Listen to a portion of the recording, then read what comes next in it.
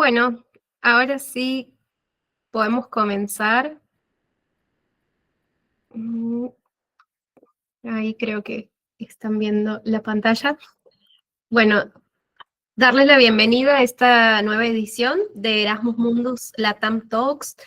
Mi nombre es Zoe Maldonado y trabajo en esta comunidad de personal branding creada por Viviana Rojas, y hoy voy a estar hosteando esta charla con un programa muy especial que tenemos invitado hoy, que es en Build, en el clúster de Urban Development.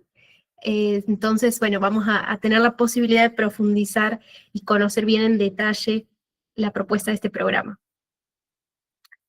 Antes de comenzar, bueno, aquí Vivi nos dejó una recomendación que es para quienes todavía no están manejando y se sienten tan confiados con el inglés. Pueden utilizar una herramienta que nos da Google Meet de generar los subtítulos, así que ahí les dejo un momentito para que los configuren, pueden seguir esas instrucciones, porque la charla va a ser en parte en inglés y un parte en español también. Ahí iremos mediando un poco. Pero como el inglés sabemos que es un requisito muy importante para los Erasmus Mundus, empezamos ya también a fomentar que se conecten un poco con ese ambiente. Así que bueno, ahí actívenlos. Y ahora sí, contarles un poquito más de este evento. Está organizado, como contaba, por personalbranding.p en conjunto con la Unión Europea de Perú, y es la segunda edición que se hace con el objetivo de comunicar y diseminar estas posibilidades de becas internacionales, específicamente para quienes venimos de Latinoamérica. En mi caso, y al igual que Viviana, somos de esa región y tuvimos la oportunidad de estudiar, graduarnos, y que este tipo de programas nos cambie la vida, así que queremos seguir fomentando esas oportunidades para todos.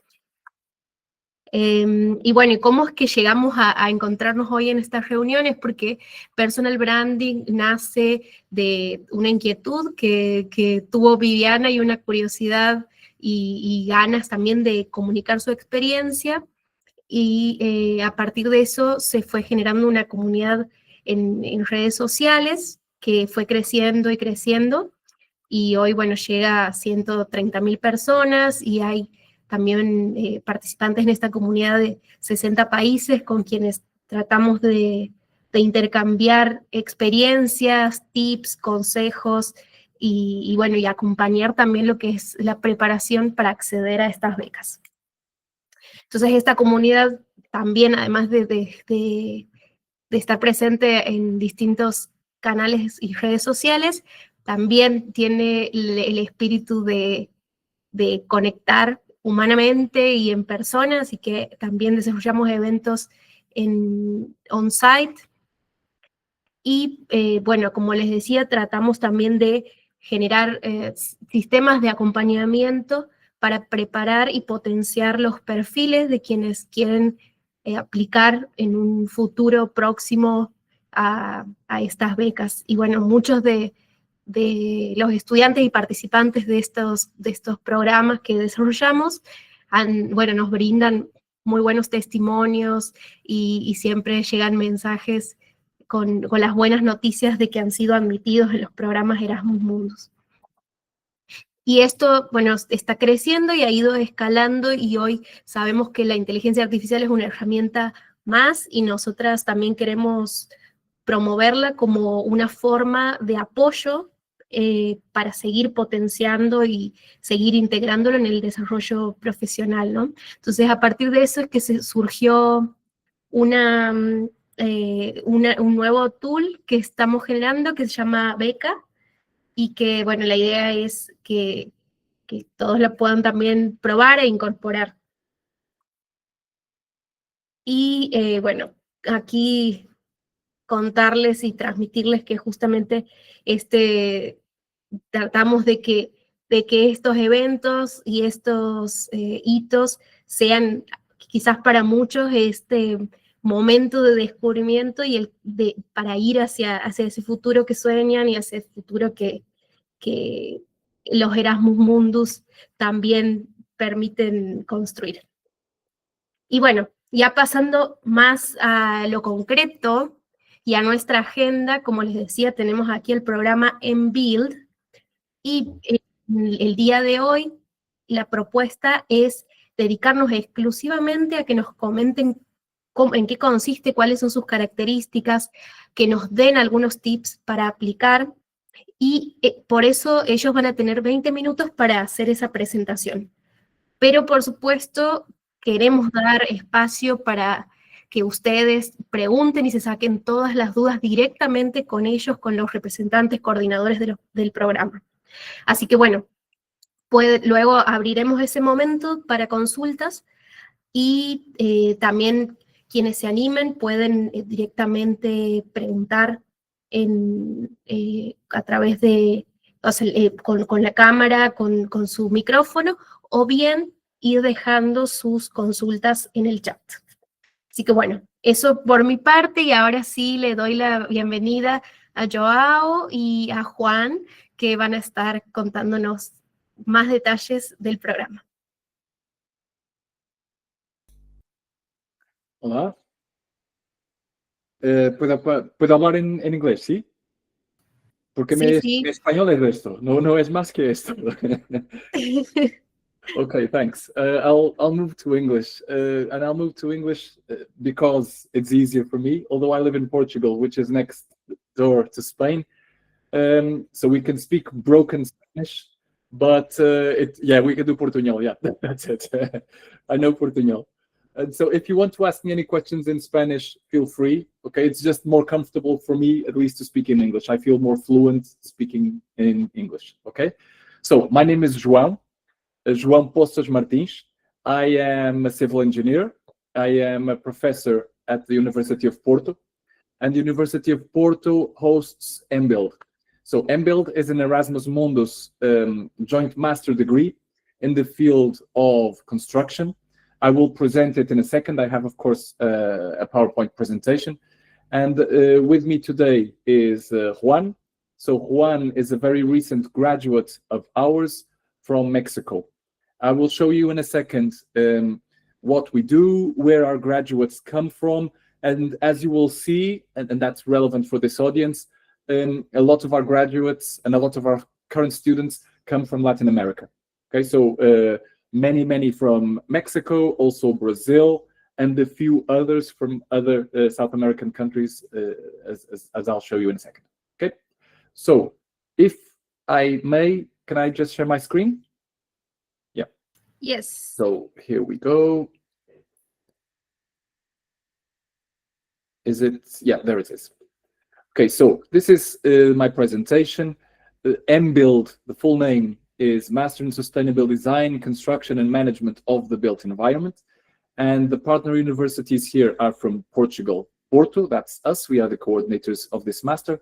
Universidad de Cantabria from Spain, and THM, which is in Germany, in a town called Gießen, which is also a partner. And so, here we go. Yeah. So one of the things that's important for us, we align strongly with some of the priorities from the European Union. And why should we even discuss sustainable construction? Well, in the EU, there is a goal of becoming carbon neutral by 2050, and a very, very large portion of the carbon emissions overall come from construction, especially for the energy we spend in heating, cooling, and so on, but also for the materials that are incorporated in construction itself. And so there is no way for us to transition towards a greener future without including construction and actually putting it in a very relevant position. So that's one thing. The other is the demand for construction worldwide is growing, and we need to be more productive as well. And that also means using new tools. So when we talk about twin transitions in mBuild, we are talking about a digital transition and a green transition. So those two are the pillars of the twin transition, which is one of the, let's say, it's one of the goals, something that we follow closely in mBuild. So this slide, I'm sorry, there are too many words here in this slide, but these are the main fields that we focus on. So we talk about sustainable strategy in general.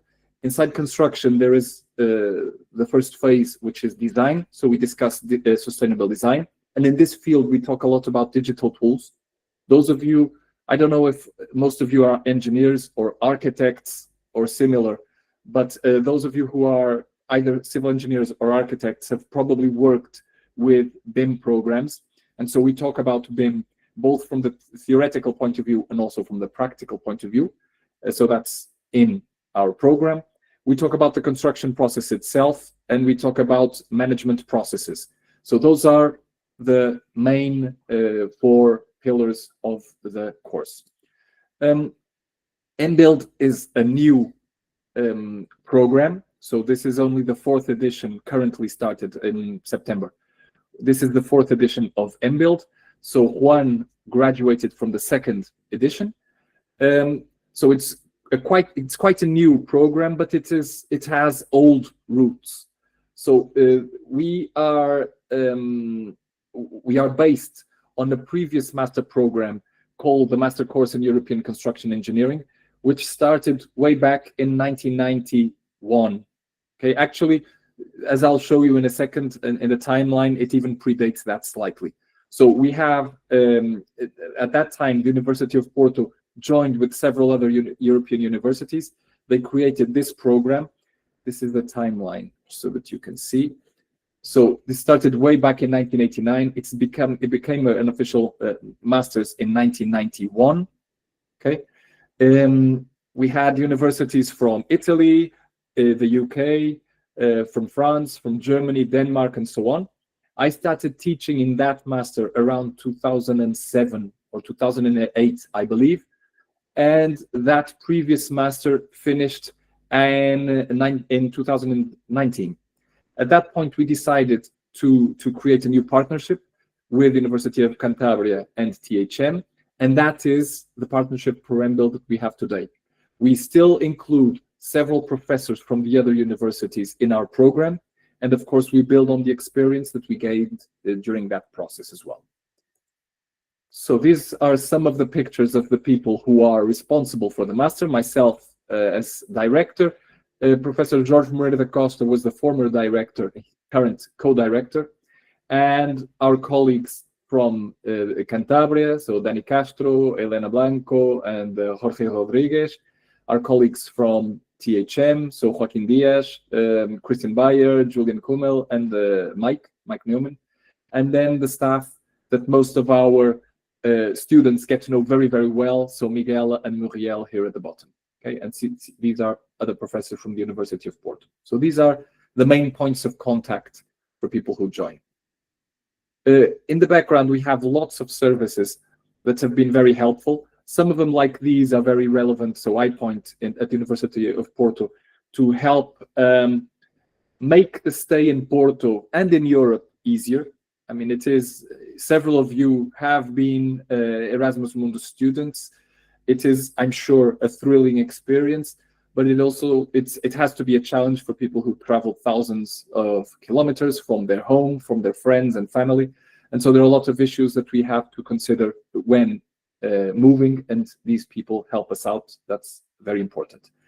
Also, among the services, several of our students have an entrepreneuring streak, and so several of them have started their own businesses after finishing, and the University of Porto in particular has services that support students who decide to develop this more entrepreneurial spirit or future. Okay, so this is how mBuild works. There are 4 semesters, so this is a 2-year program. The first semester, first year, is in Porto, so we start in Porto. in the second semester. Second semester here in Europe means, so first semester means September to January, more or less. Second semester, February to July. And so the second semester will be at THM in Germany. Third semester, so beginning of the second year, is in Spain, in Cantabria, in the city of Santander. And in the fourth semester, students develop their dissertations, their master's thesis, and they can develop that thesis in any of the three host institutions. So they will decide. Most of our students currently choose to do the dissertation in companies. Some of the companies offer paid internships, which is very relevant for people who want to help fund their stay, because not all students, of course, have scholarships. Many students are self-funded, and that is something that I will have to come back to in a second. Okay. So this is just the modules. You can find all of this online, so I won't say this in detail. But as you can see, especially in the beginning, considering that our students come from very, very different backgrounds, academic backgrounds, cultural backgrounds, there is a lot of work to do in the beginning to get everyone on the same page.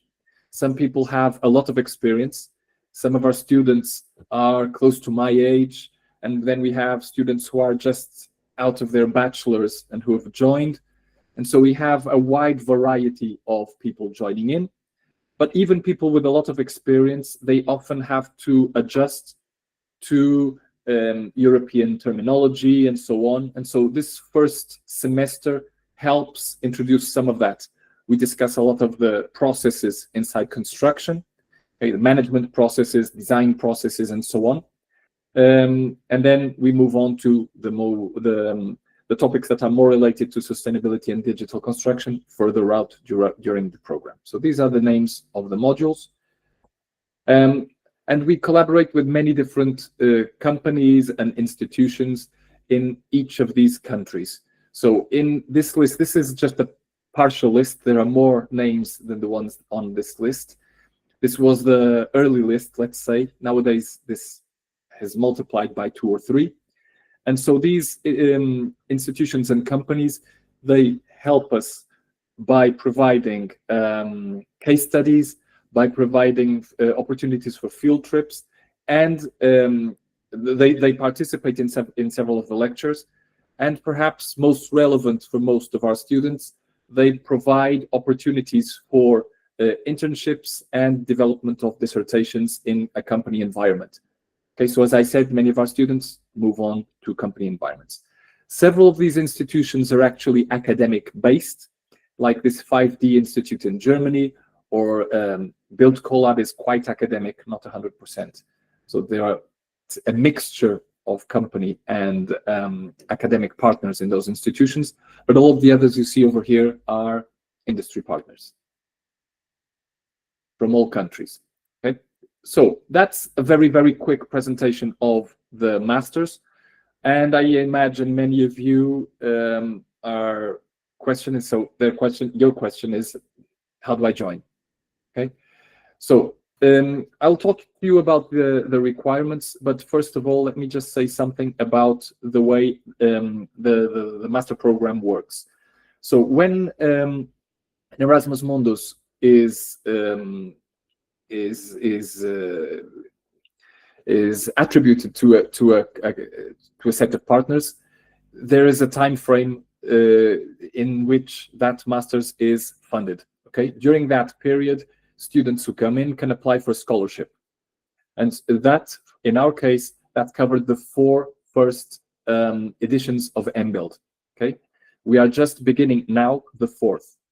In other words, the next edition of MBuild, so it's going to be the 5th edition, will be outside the scope of the first funding period.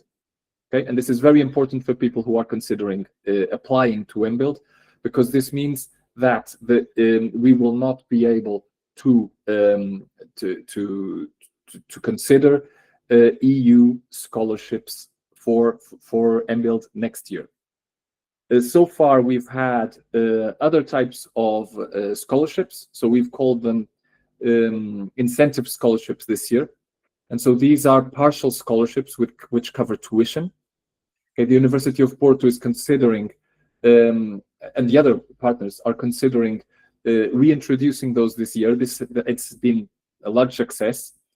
I cannot provide details on the amount of those incentives scholarships for this year. So that is still something that has to be decided before we start the application period. But that is something that is very important to say. Okay, so this next edition of MBuild will be outside the EU funding timeframe. We will reapply for funding, but that will not cover the 5th edition. So again, admission requirements, what you need to have. You need to have at least a bachelor degree in civil engineering, architecture, or related fields. And these are the related fields. So construction management, structural engineering, technical architecture.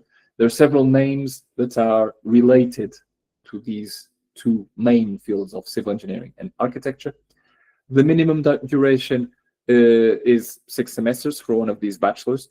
That's default for most European countries nowadays. But many of you, especially in Latin America, you have bachelors that are longer, okay, that are perhaps 5 years long or similar.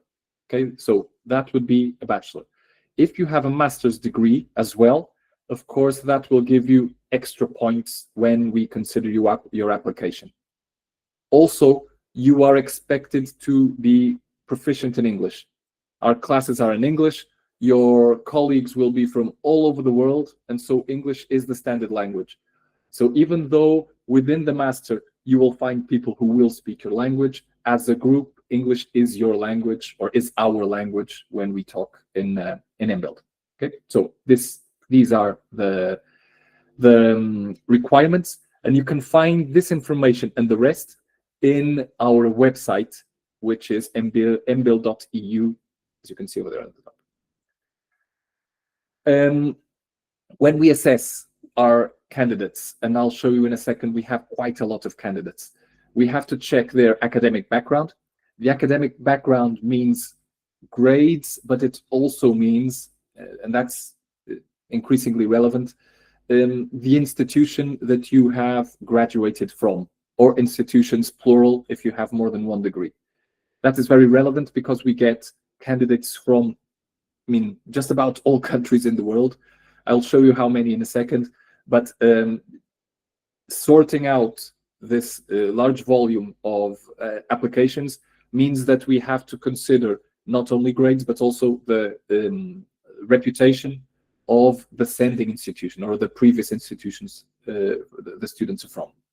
So we have a first assessment based on your academic merits. Second, for those, after this first assessment, we choose a cohort of students who will move on to a second stage. In the second stage, we check the applicant's professional experience, research experience. So people who have published scientific papers, for example, that is valuable. So that's something we consider in the second stage. And also other merits inside professional experience. So you can see that in this slide. Finally, we have interviews with the students who are selected from the previous stages, and that those interviews are the final step towards us choosing who can stay. Okay, we choose up to 30 students for each edition. So that's our top number. The weighting is here, so the academic background is still the most important part. The professional experience is over here, as you can see. So your CV, your previous research as measured particularly by publications and participation in research programs, if you have done so. Endorsement letters from people you've worked with in the past, and those are the most important. The other merits are motivation letters, your proficiency in English as measured by the tests you've taken, which are standard and they are requirements, the interview, and so on. Okay, when I said we had a lot of students, those are our numbers for applications in each of the 4 editions so far. So the first edition, we had to open up the master quite soon after the master was announced. And so we had very little time to promote the master, and it's the first year. And so we only had 141 applicants. So again, for a maximum of 15 scholarships, and so that was the number. The second year we had 850, so huge jump. The third year 1008, and this edition we had to choose from 1067 applicants. We had in total 28 people who we chose out of those 1067, 16 of whom are scholarship holders at the moment.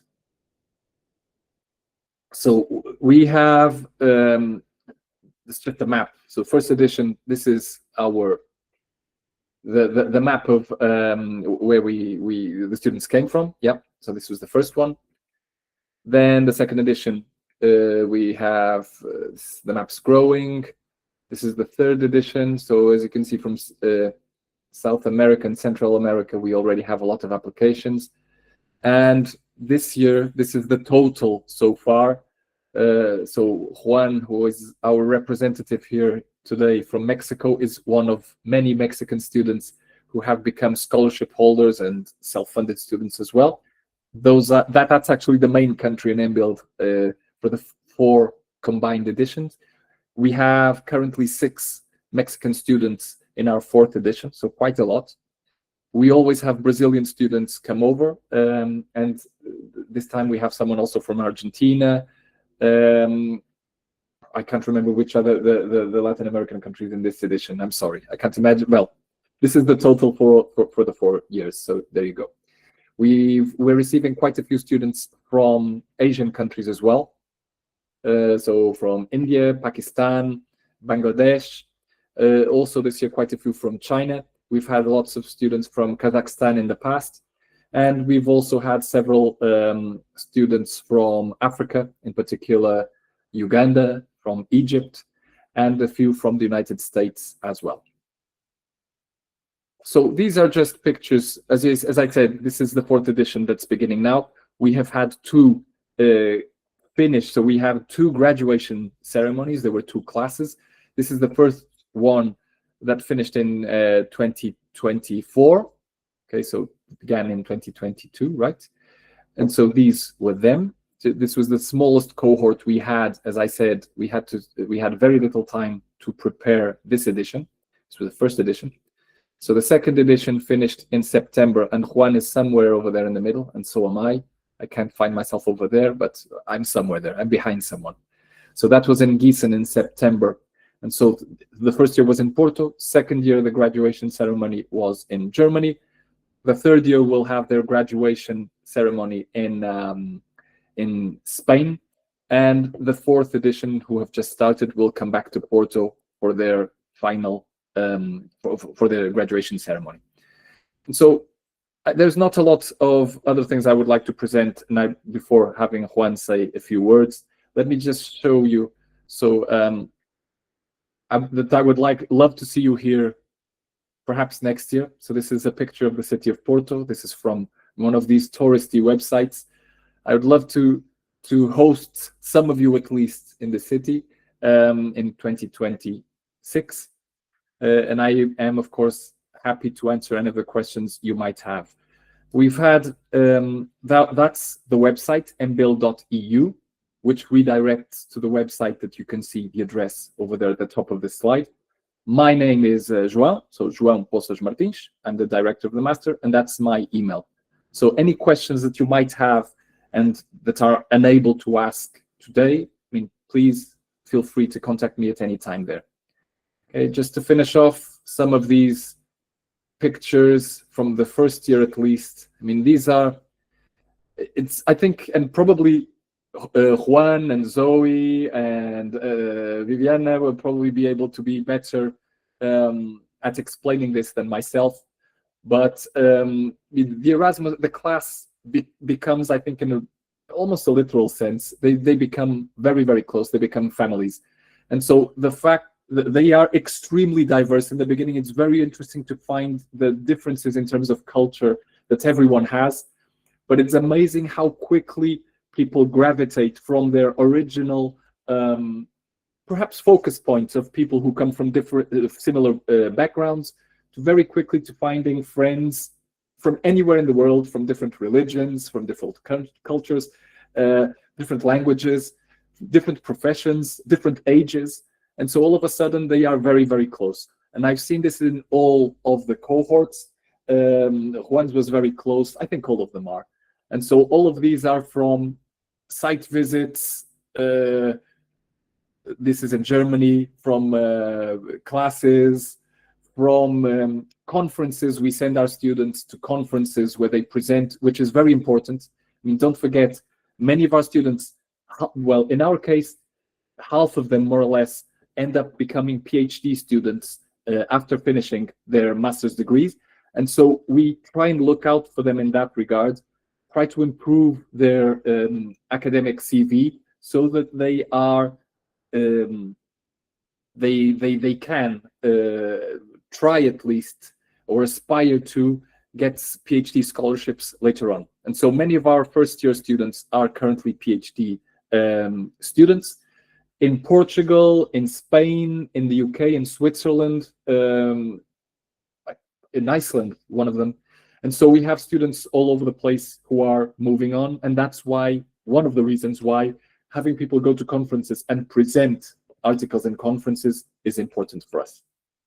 Okay, so Juan, I think it's best for you to pick things up from here. Okay, this is from our first year students, which our colleague Jaime, who is teaching, who's this bearded gentleman somewhere in the middle of this picture, he's currently part of the teaching team for MBuild as we speak. So we are already incorporating previous students in our teaching team. Okay, so Juan, please go ahead. Yes. Do you hear me? Sí. Sí, ¿puedo continuar en español? Or I can continue in English? I don't know. Vale, más que nada, en sí es compartir mi experiencia, es compartir dónde estoy, o no sé realmente el approach. ¿Cuál? No hay ningún guión, vos puedes contar lo más relevante y la idea es que justamente Vale. contar con esta experiencia de Vale. y tu perspectiva. Sí, yo diría, cuéntanos primero de ti, de dónde Sí. eres, preséntate, tus motivaciones, ¿verdad? ¿Cómo se llegaste a programas, a tu historia? Y luego de tu experiencia. Perdón, mi hijo está gritando. Sí. Ya. Continuamos. Sí, dale. Previo al MBuild, yo ya tenía otra maestría que había hecho en Barcelona, en diseño en madera maciza industrializada. Y previo a eso, había estado dando clases en una escuela en el norte de México. En ese momento coincide con la pandemia y tengo la oportunidad de irme a Estados Unidos, que es donde me encuentro ahora. Y comencé a trabajar con firmas locales como Architectural Designer, ya que no soy Licensed Architect en Estados Unidos. En México ya tenía una trayectoria de 5 años como contratista, casas, negocio, edificios de pequeña, mediana escala, naves industriales. Entonces se pueden dar cuenta que igual soy de los que llegaron ya, de los más grandes en edad al programa, y es lo que compartía el profesor Joao. Hay desde personas más jóvenes, en mi cohort había un rango, un gap como de los más jóvenes que tenían apenas un par de años que habían egresado, con gente que ya habíamos estado en la industria y habíamos tenido la oportunidad de estudiar, entre 10 a 12 años. Y otra parte que se olvidó mencionar es de que el porcentaje está equilibrado, al menos en mi cohort. Eran 2/3 ingenieros civiles y 1/3 arquitectos. Y durante todo el programa trabajamos arquitectos con ingenieros. Y eran 2 ingenieros con un arquitecto. Y fue desde el principio hasta el final, en la mayoría de las asignaturas, pero específicamente en una desarrollamos un proyecto, como se hace en cualquier oficina, de llevarlo desde el concepto hasta el proyecto casi ejecutivo. Y ahí fue donde me regreso a por qué apliqué al MBuild, es porque había tenido la oportunidad de dar clases de ecodiseño y ahí, aparte de estar en la industria, me di cuenta del daño que estábamos haciendo como la industria de la construcción. Hago este máster en Barcelona de madera maciza industrializada, pero había algo que me decía que me hacía falta algo, porque es de estos másters que ofrece la Politécnica de Cataluña, que nomás son como de un año, y dije, necesito algo más. Aplico, y viendo los rangos de edades, dije, no voy a quedar, no me van a aceptar, y quedé, y fui uno de los seleccionados con beca. Me siento súper afortunado de haber tenido la oportunidad, y llego al programa, veo gentes de todas las edades, veo ingenieros civiles, veo arquitectos, y es como lo mencionó el profesor. Al principio es una mezcla de culturas que no sabemos cómo interactuar entre nosotros, pero en menos del mes, a los 2-3 meses, terminando las primeras presentaciones, ya es una familia. Y es una familia que a pesar de que todos, o la mayoría, somos muy pocos los que no nos quedamos en Europa. La mayoría está en Europa haciendo PhDs o se quedó integrada en la industria. Y aún así seguimos todos en contacto, seguimos escribiéndonos, seguimos dando dónde estás tú, qué estás haciendo, a dónde vas. Y al mismo tiempo se genera, como también lo mencionó el profesor, una especie de, te das cuenta con quiénes puedes trabajar después del programa. Y aún así yo sigo colaborando con un compañero.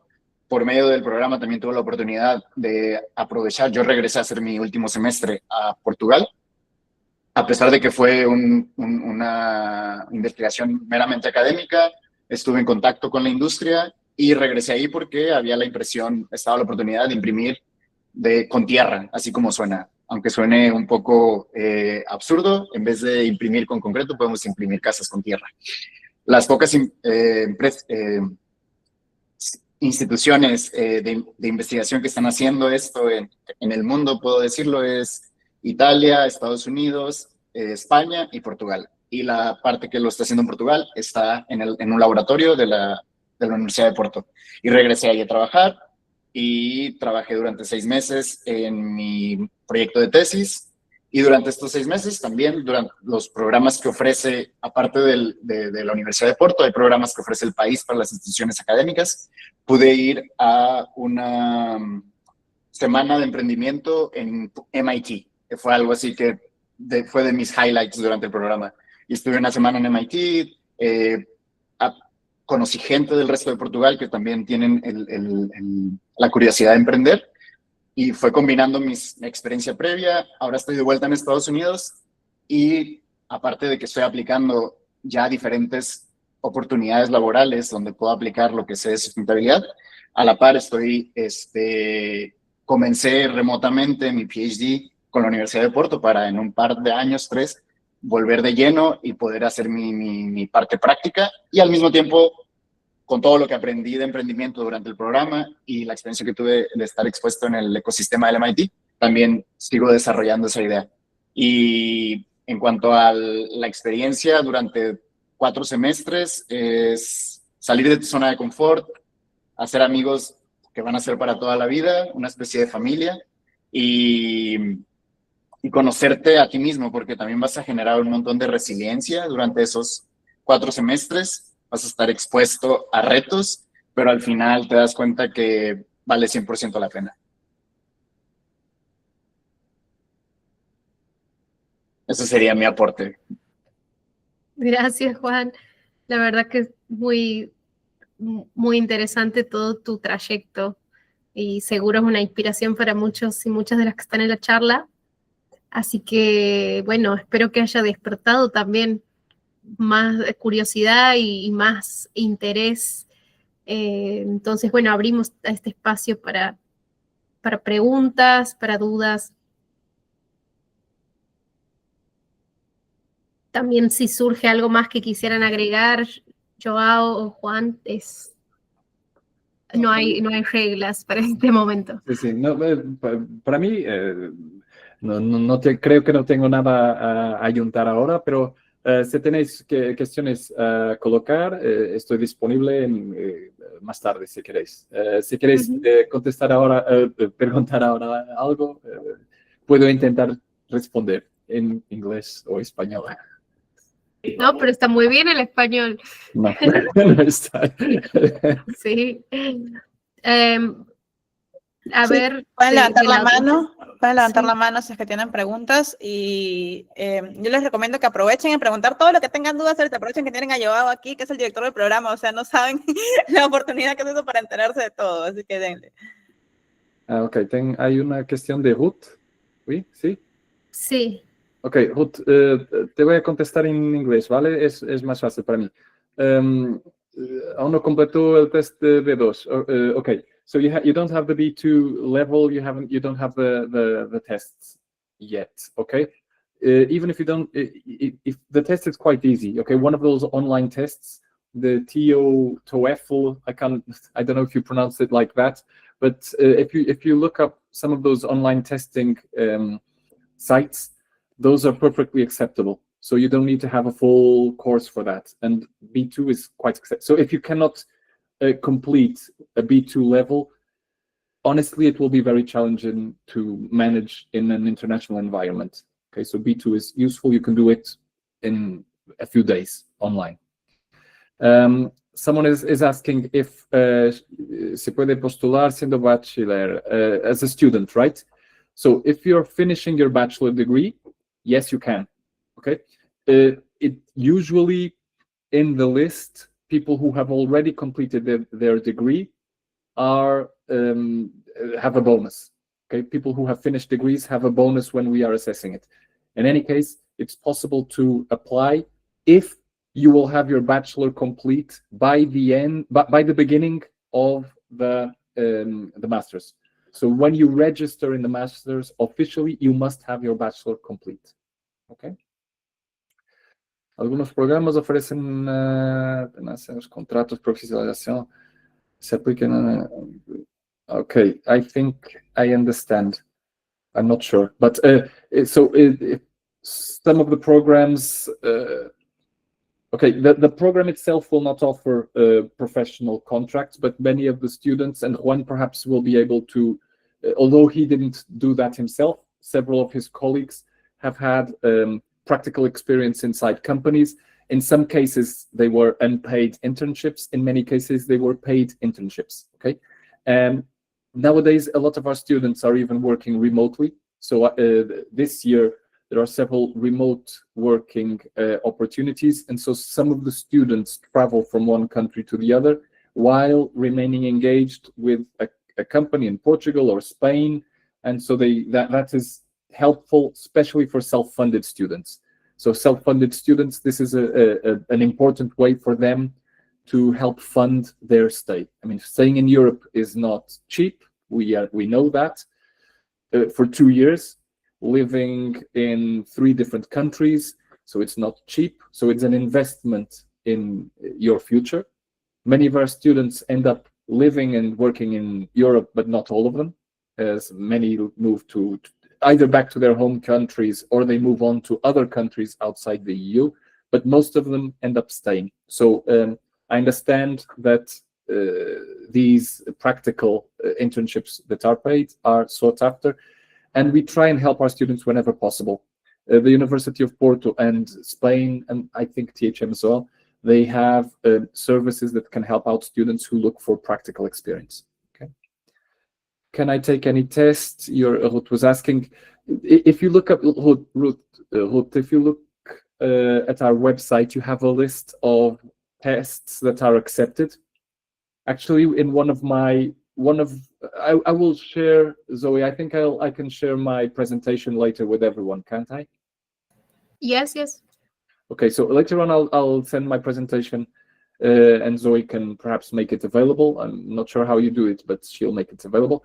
But if you go, it says in the presentation, but also if you look online to our website, you will see examples of tests that we accept for that. Okay. What is the most important quality you look for in a student who is applying? Huge, great question. And also, could you please explain again if the program is going to be open for the Erasmus scholarships for next year? So for the edition that is beginning in 2026, that edition will almost certainly not have scholarships. We are counting that it will not, because we will reapply for funding in February, but it is, I would say, almost impossible for that funding to be decided until the beginning of the school year. And what the EU rules say is either a program or either a study period is, sorry, Mariana. Either the study period is fully funded by the EU or it isn't at all. So in these cases, what we are going for is to improve even more the relationship with the companies who can provide paid scholarships. So we have several already going on for the students for this year, and we hope it will be even better next year. As for what is the most important quality, I will say, so the criteria, the official criteria, you saw what it is. In practice, we end up having people who are excellent in different ways. So we have students who are academically excellent. What does that mean? They have very good grades from very good universities. So we have some students who are in that cohort. Okay, so we currently have students from, you know, if you look at the QS ranking system or the Times ranking system, we have students who are from top 10 universities worldwide. Not many from top 10, but we have a lot from top 100. I think one is top 100 currently in QS at least. That's very important, and they are good students to begin with. So we have some of those. Often those students are quite young as well. So we have students, this year we have an American student who is just fresh out of her bachelor's. She comes from a good university with good grades. She's in, even though she has no professional experience or no relevant professional experience. We have students who have long professional experiences. So they're over 40. They've managed projects. Some of those projects are large and relevant projects. And that's another group of people who we have working with us. So people with experience. And then we have, I'll say, a third group who have a plan that is so interesting. Okay, and it's something that is coherent with their life. So they are people who have been involved in projects in their country, not necessarily professional programs, but not necessarily professional programs, but like with NGOs, so organizations that are related to sustainable construction. Those are usually highly appreciated too.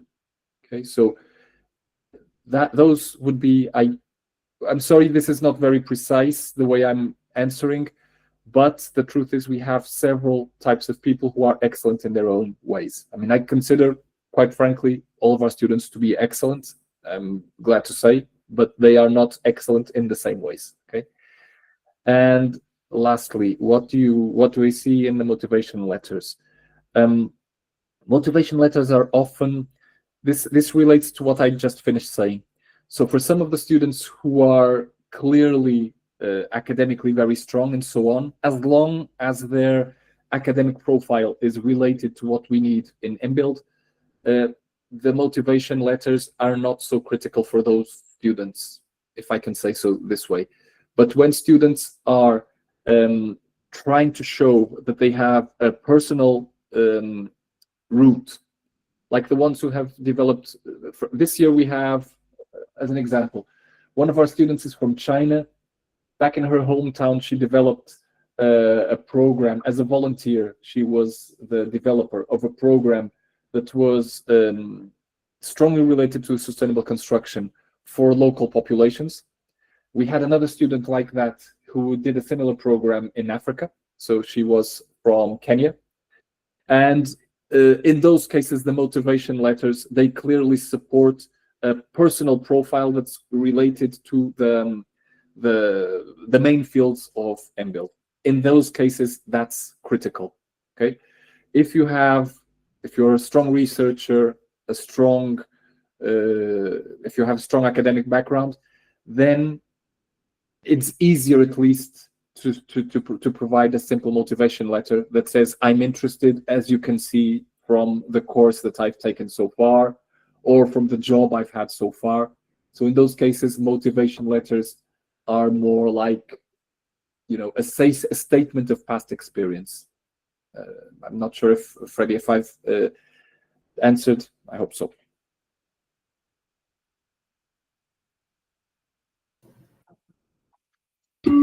I think the summary is that the motivation should show motivation, not only like Yes, real motivation, right? I'm Intrinsic trying. motivation. I was trying to avoid that. Yeah, but yes. Yes, I mean, it's easy to understand once you feel a motivation for something, right? What you know what it is. So it's basically to show how you have applied your motivation beyond only academics or beyond only the specific things that are kind of an obligation to do. Maybe that's how you stand out. No. Yeah, Vivian, if I may, I mean, to build up on that, just so that I can avoid Viviana's very correct criticism of say motivation. Just to avoid that, I will give you a more specific example. Yes. It's very concrete for people who are from a civil engineering background. This will be quite obvious. Those of you who are not, perhaps it won't be, but I'm expecting many of you are. So a lot of our students have backgrounds, say, in structural engineering, and so they apply for 10 different masters, and they apply in the same way. And so that's very common. We get letters which are very obviously the same letter for people who apply. They go to the Erasmus Mundus catalog, they see, I don't know, 5 or 10 masters that might be able to suit them, and they send the same letter to everyone.